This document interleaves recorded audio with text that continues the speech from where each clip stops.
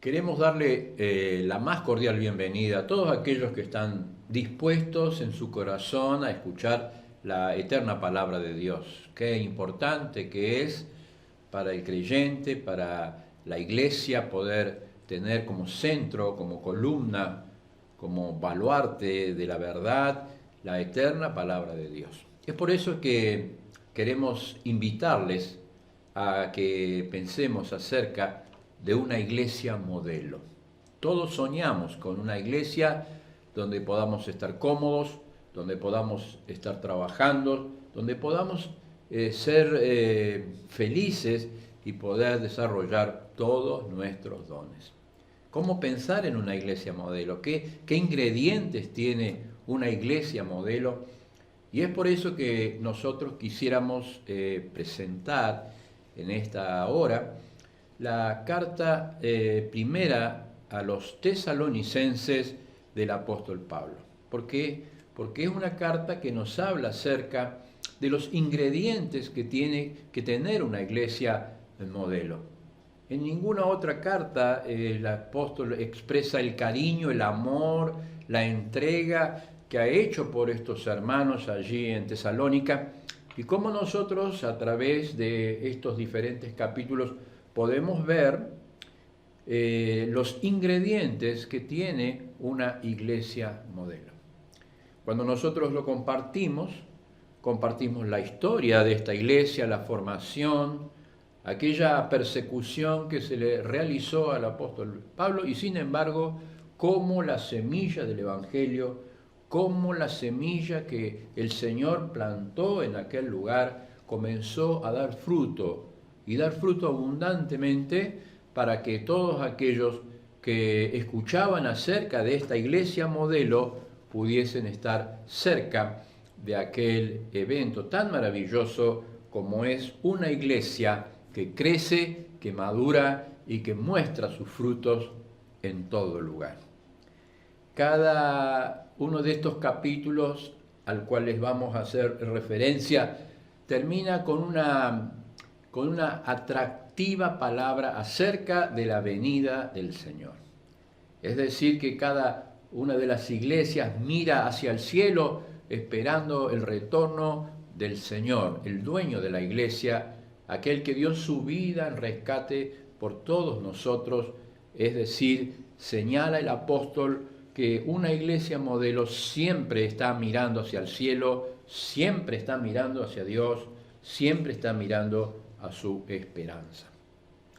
Yo quisiera, para comenzar y para compartir esta gran verdad que tiene la Biblia, la santa palabra de Dios, y esa carta que vamos a estar mirando, esa primera carta que vamos a estar compartiendo, cada uno de esos capítulos tiene un ingrediente que habla acerca de cómo fortalecer la iglesia.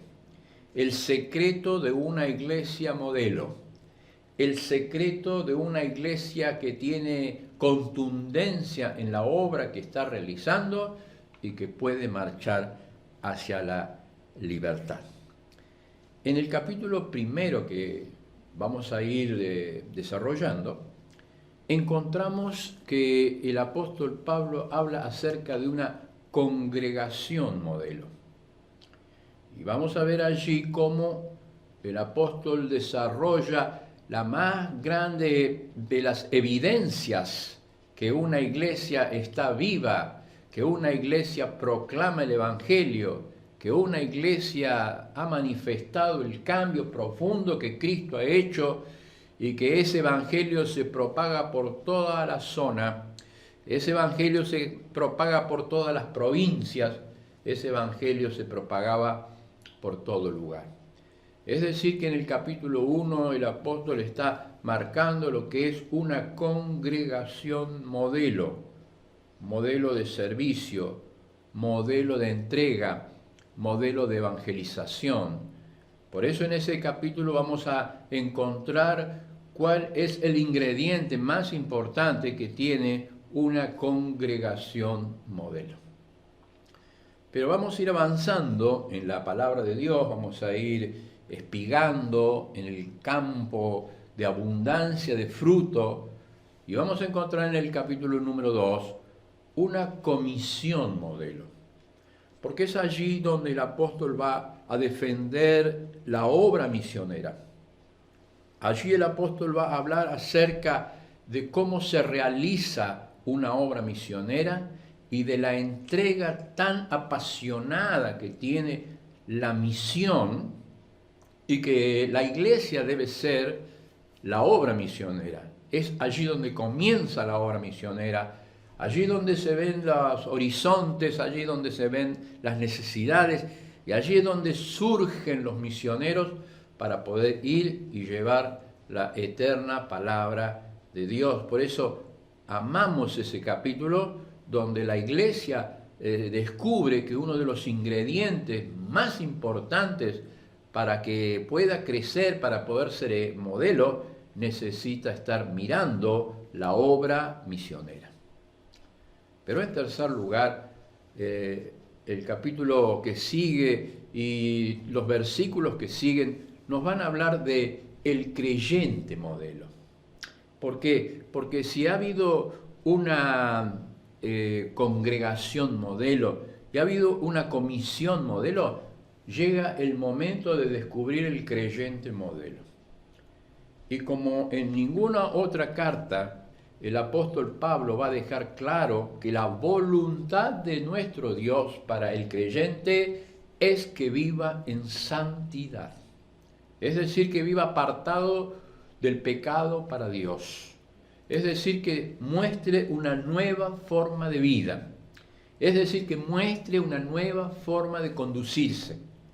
Vamos a ver allí, cuando lleguemos a esos versículos, que el apóstol va a estar hablando acerca de que la voluntad de Dios es nuestra santidad. Y va a marcar tres cosas especiales para la vida de cada creyente: la santidad en el matrimonio, la santidad en el trato de los unos para con los otros y la santidad en nuestro trabajo, en nuestro oficio, en nuestra profesión. Porque también algunos decían en aquel momento que como el Señor ya volvía, ellos no trabajaban más. Y sin embargo, el apóstol va a señalar claramente que en una iglesia modelo, el creyente modelo es aquel que responde a sus responsabilidades. Entonces va construyendo una iglesia. Va construyendo la iglesia porque va marcando los pilares más importantes, los pilares más esenciales que tiene que tener cualquier iglesia que quiere levantarse. Porque como nunca hoy, en medio de la adversidad y de la pandemia y que no podamos reunirnos en los edificios, nos marca que la iglesia no es el edificio. La iglesia no son los ladrillos, la iglesia no es las paredes, la iglesia somos todos aquellos que hemos creído en el Señor Jesucristo y tenemos al Espíritu Santo en nuestro corazón. El salón, que puede estar hermoso y decorado y pintado, es un lugar que ha sido apartado para Dios, ha sido santificado para Dios, es verdad. Pero eso no es la iglesia. La iglesia es espiritual, la iglesia es aquel grupo de personas llamados afuera para vivir de una forma diferente y poder vivir para la gloria de Dios. Por eso es que predicamos la palabra, para que la iglesia modelo tenga creyentes modelos. Y cada creyente forma parte de aquella iglesia gloriosa que el Señor Jesucristo va a venir a buscar. Qué hermoso tema poder hablar acerca de los ingredientes que tiene una iglesia modelo. Qué hermoso tema es poder sentir que la iglesia modelo se va construyendo por los creyentes que son modelos, y por eso es que queremos desarrollar todo este libro hermoso que tiene la Biblia. Pero en cuarto lugar, el cuarto escalón que quiero compartir en esta serie de temas es que una iglesia, para ser modelo, necesita una convicción modelo.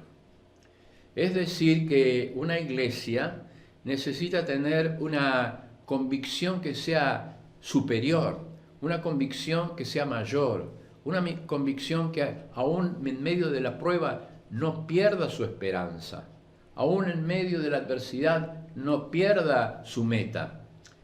Es la iglesia que tiene una convicción modelo.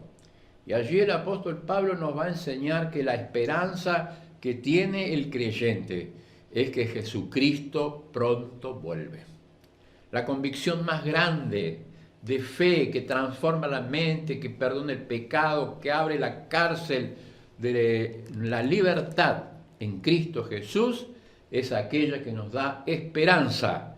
Y esa esperanza está puesta en el cielo, de donde va a volver el Salvador, y una iglesia que es modelo en medio de una sociedad con tanta oscuridad, es la iglesia que sabe que Jesucristo pronto vuelve. Qué maravilla es poder pensar que el Señor Jesucristo vuelve a buscar a su iglesia.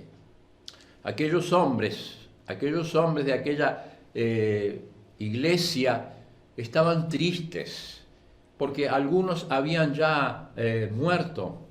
Y entonces el apóstol Pablo les dice, miren, hermanos, yo quiero que no se entristezcan.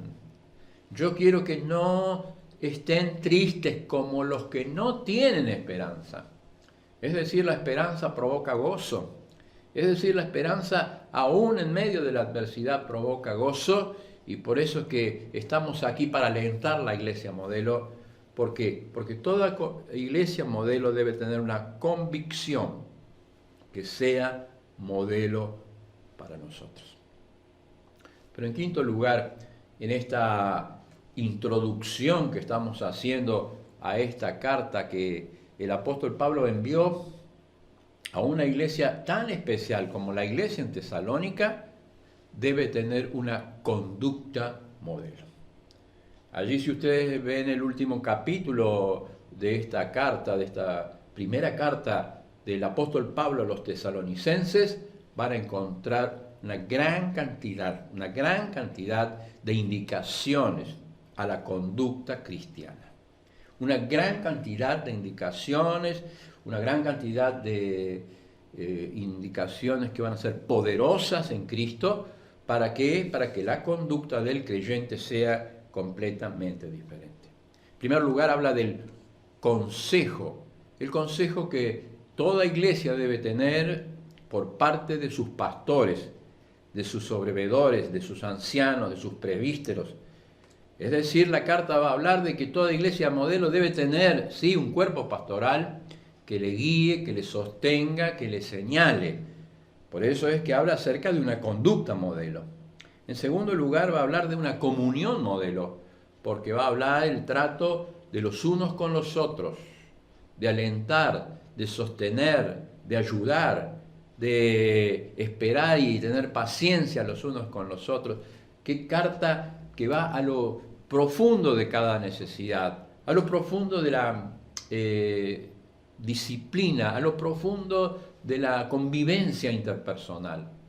Pero en tercer lugar, habla acerca del culto, porque nos va a decir, estad siempre gozosos, orad sin cesar, dad gracias por todo. Qué culto maravilloso cuando hay gozo, cuando oramos, cuando damos gracias por todo, porque esta es la voluntad de Dios. Y qué maravilloso cuando la carta, cuando la abrimos y que Dios hable, que Dios entregue su palabra, que Dios quebrante nuestros corazones, que Dios haga que nosotros seamos creyentes modelos, con una convicción modelo, pero también con una conducta modelo. Para terminar, esta carta habla acerca de lo que nos controla. No apaguen el espíritu. No apaguen el espíritu, porque es el espíritu el que nos va a dar la vida, nos va a hablar acerca de esta palabra, nos va a interpretar la palabra y nosotros vamos a poder seguir la voz eterna del Señor Jesucristo. Con esta introducción hecha, yo quisiera que en esta segunda parte podamos estar mirando acerca la historia de esta iglesia, porque es una historia especial, es una historia bendita. En esta iglesia el apóstol Pablo va a mostrar una acción de gracia, va a dar gracias a Dios por los creyentes en Tesalónica, va a enviar a Timoteo para que averigüe cómo están los hermanos allí y va a exhortar a crecer y a vivir la vida cristiana, para confirmar la vida cristiana y para consolar a los hermanos que estaban viviendo en la persecución. Cuando hablamos un poco de la historia, tendríamos que ir a leer, vamos a estar leyendo ahora en este tiempo, en Hechos el capítulo número 17. Vamos a leer alguna porción allí que nos habla acerca de los viajes del apóstol Pablo y cómo el apóstol fue guiado por el Espíritu para llegar a Tesalónica, para predicar en Tesalónica y para poder desarrollar este mensaje en Tesalónica. Nosotros todos conocemos que el apóstol Pablo había predicado en su primer viaje misionero, a toda el Asia Menor, una de las provincias del Imperio Romano. Cuando había él predicado y cuando había él establecido iglesias allí, deseó en su corazón volver nuevamente a predicar en aquellos lugares. Es allí cuando todos conocemos que hubo una visión que le impidió que él vaya nuevamente al Asia Menor. Entonces le vamos a leer en capítulo 16 de Hechos algunas verdades que nos van a ir conduciendo hacia Tesalónica, porque Tesalónica es una de las ciudades que, tal vez una de las pocas ciudades que hoy todavía tiene vida, todavía hay habitantes, todavía está desarrollada en Grecia, y allí es donde el apóstol Pablo predicó. Pero antes de llegar a Tesalónica, en Europa, el apóstol iba a estar en su corazón, volver a visitar a los hermanos en Asia, porque un verdadero pastor visita. Dicen que todo buen pastor tiene olor a oveja, porque no es un título, es una actividad, es una forma de vivir, pastorear la iglesia.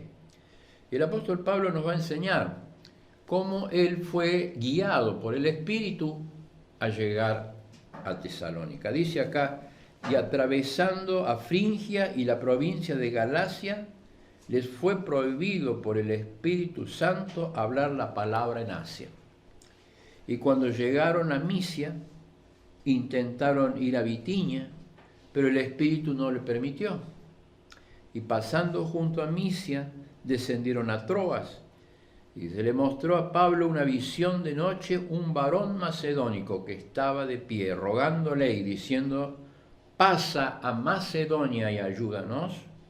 Cuando vio la visión, enseguida procuramos partir a Macedonia, dando por cierto que Dios nos llamaba para que les anunciemos el Evangelio. Qué preciosa expresión del apóstol, que claramente ve en la visión un varón que le dice, pasa a Macedonia y ayúdanos. Y aquí comienza una experiencia hermosa del apóstol Pablo. Comienza su viaje hasta un lugar, tal vez el primer lugar de Europa, que va a evangelizar, que es la ciudad de Filipo. Allí se va a encontrar con Lidia, una mujer que vendía púrpuras y que su corazón es quebrantado, toda su familia se convierte. Una muchacha que tenía un espíritu de adivinación también es transformada por el poder de Dios, hasta que llegan a la cárcel. Y cuando están llegando a la cárcel, son puestos en un lugar más adentro, en la profunda oscuridad. Y allí, después de haber sido azotados, ellos están cantando, ellos están alabando, ellos están considerando que todas las cosas pasan porque Dios las permite, y en medio de ese momento viene un terremoto que sacude los cimientos de la cárcel, todo cae, y allí está el carcelero pensando que todos los presos se habían ido. Y cuando está por quitarse la vida, el apóstol le dice que no lo haga. Y el hombre quebrantado, el hombre necesitado, el hombre con lágrimas en su corazón, cae de rodillas. Y la gran pregunta que tiene el Evangelio: ¿qué debo hacer para ser salvo? El apóstol le puede decir: cree en el Señor Jesucristo y serás salvo. Qué historia, qué pasión, qué misión, cómo transformaron el mundo, cómo llegaron a Europa, cómo sintieron que la iglesia en Filipo iba a crecer, se iba a desarrollar, iba a ser el mensaje glorioso que tiene el Evangelio, y podamos decir nosotros: qué hermoso es poder llevar esta palabra. Y entonces llegamos al capítulo número 17 del libro de los Hechos, donde el apóstol nos va a contar cómo el Evangelio llegó a una iglesia modelo. Leemos allí en el capítulo número 17 que pasando por Anfípolis y Apolonia, llegaron a Tesalónica, donde había una sinagoga de los judíos.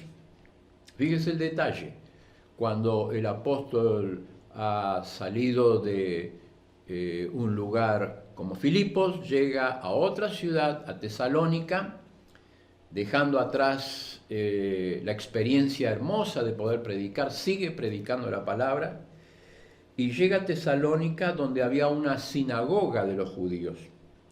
Y Pablo, como acostumbraba, fue a ellos y por 3 días de reposo discutió con ellos. La palabra discutir aquí es presentar las ideas, no como hoy podríamos decir discutimos hasta terminar mal la discusión, sino que allí se exponían las ideas. El apóstol Pablo dice, tuvo 3 días de reposo, es decir, 3 sábados. Con 3 sábados, dicen los historiadores, alcanzó para edificar una iglesia modelo. Muchos dicen que tal vez tuvo más tiempo, pero de acuerdo a este relato, qué tremenda es la obra de Dios, qué tremenda es la semilla cuando cae en una tierra fértil, qué tremendo es la semilla cuando cae en una tierra buena. Es maravilloso porque solamente 3 sábados alcanzaron para edificar una iglesia modelo, una iglesia que el apóstol Pablo llegó a amar, a llevar en su corazón y ponerla en su vida. Agustín de Hipona dijo una vez: yo estoy admirado por los milagros de Jesús. Yo vivo admirado por los milagros de Jesús y conozco milagros mayores y conozco milagros menores. Entonces le preguntaron a Agustín cuáles eran los milagros mayores y cuáles eran los milagros menores del Señor Jesucristo. Y él contestó: los milagros menores son aquellos que he escuchado de la palabra. Calmó el viento, sanó al leproso, dio vista a los ciegos, dio vida a los muertos. Esos para mí, dice, son milagros menores. ¿Y cuál es el milagro mayor?, le preguntaron. El milagro mayor es que Jesucristo haya muerto por mí, me haya salvado para que yo un día pueda estar en el cielo. Qué milagro más extraordinario.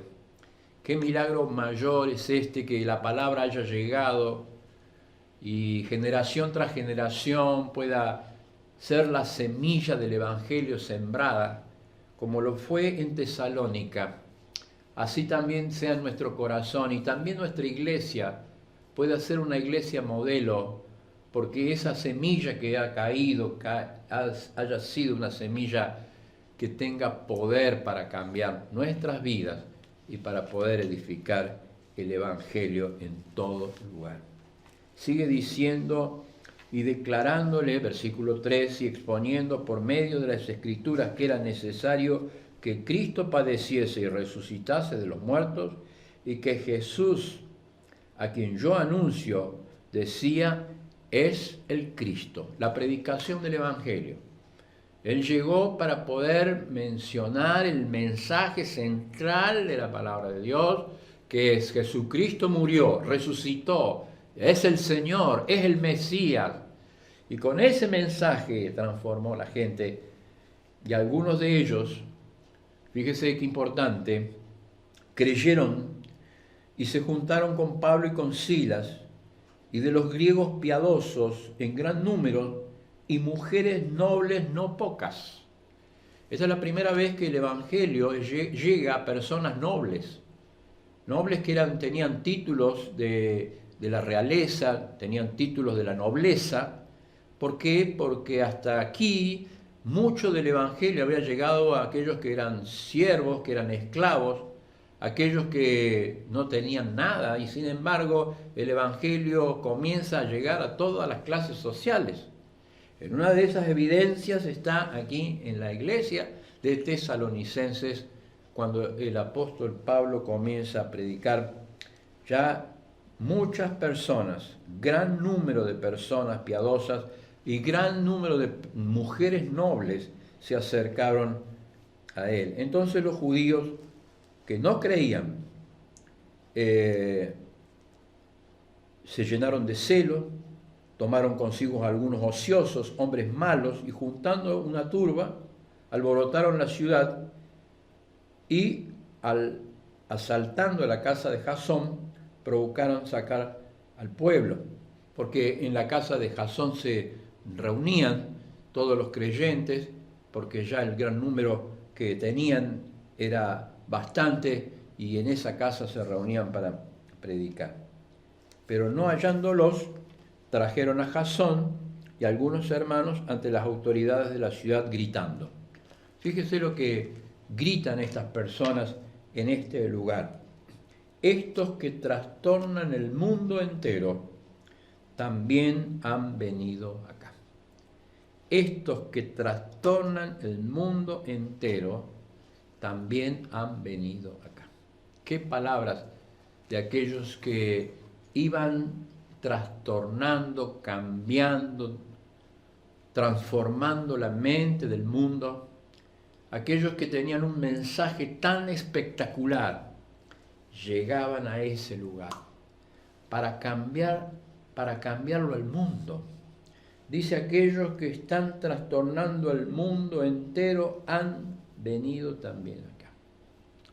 Y qué maravilloso cuando una iglesia modelo es una iglesia que va a cambiar al mundo, que la luz de la iglesia pueda resplandecer de tal manera que pueda cambiar la mente, transformar la vida, perdonar los pecados de aquellos que se acercan y poder poner la semilla bendita del glorioso evangelio en el corazón. Dice la palabra de Dios, a los cuales Jasón ha recibido, y todos estos contravienen los decretos de César, diciendo que hay otro rey, Jesús. Y alborotaron al pueblo y las autoridades de la ciudad oyendo estas cosas. Pero obtenida fianza de Jasón y de los demás, les soltaron.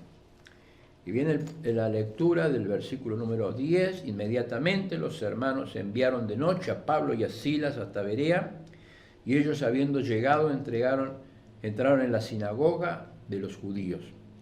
Y estos eran más nobles que los que estaban en Tesalónica, pues recibieron la palabra con solicitud, escudriñando cada día la Escritura para ver si estas cosas eran así. Así que los que creyeron, muchos de ellos, y mujeres griegas de distinción, y no pocos hombres, cuando los judíos de Tesalónica supieron que también en Berea se anunciaba la palabra de Dios por Pablo, fueron allá y también alborotaron las multitudes. Es que la obra del diablo, del enemigo, no quiere que la obra de Dios crezca. Pero llegamos a este momento, a esta introducción bendita de la palabra, cómo la palabra llegó a una iglesia que va a ser la iglesia modelo. Cómo la palabra de Dios predicada, el centro del Evangelio, Cristo murió, resucitó, Cristo es el Mesías prometido, Cristo es el Rey. Este es el mensaje que se vuelve a repetir, es el mensaje que se vuelve a proclamar, este es el mensaje que se vuelve a decir: ¡qué maravilloso! Jesucristo es el Salvador. Y ese es el mensaje que conmovió al mundo. Ese es el mensaje que hizo que toda la estructura y el cimiento del mundo se conmoviera. Es el mismo mensaje que hoy tenemos para volver a proclamar: Jesucristo es el Señor. Que cuando levantamos a Jesús y cuando levantamos el mensaje de la cruz, levantamos el mensaje del triunfo en la tumba, vencedor Señor, y que el Señor está glorificado y que Él es el Salvador, es el mensaje que conmueve, que transforma, que levanta, es el centro de una iglesia modelo, es tener a Jesús en el corazón y mostrar que Jesús es el Salvador. Qué hermoso poder pensar y soñar que todos podemos estar en una iglesia modelo. Es hermoso pensar que podemos estar en una iglesia que muestra a Jesucristo.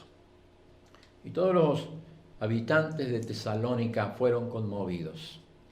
Todos los habitantes de Berea fueron conmovidos. Pero fundamentalmente queda esta carta, la carta de Dios para el creyente, para que podamos saber que puede haber una iglesia modelo entre nosotros. Este camino es un camino que tiene un comienzo. Y ese comienzo, para transitar un camino modelo, no depende de la circunstancia. No esperemos estar completamente satisfechos con todo el sistema para comenzar a edificar una iglesia modelo. Este camino tiene que ser continuado. ¿Por qué? Porque continuar el camino nos lleva a tener convicciones que no nos dejen salir del camino. Y finalmente este camino tiene una culminación, y esa culminación tiene una corona, porque el Señor lo ha prometido. Yo le invito que podamos entrar, que podamos abrir la puerta, que podamos pasar, que podamos estar en el gozo tremendo que significa entrar en una iglesia modelo. Y para que esa iglesia sea modelo, necesitamos creyentes modelos. Para que esa iglesia sea modelo, necesitamos levantar nuestra visión y poder comenzar a caminar.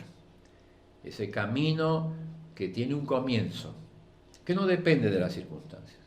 Ese camino que tiene una continuación, que esa continuación depende de las convicciones que tengamos. Y finalmente ese camino tiene una corona. Ese camino tiene un reconocimiento. ¿Para qué? Para que podamos hoy edificar una iglesia modelo. Que el Señor nos bendiga.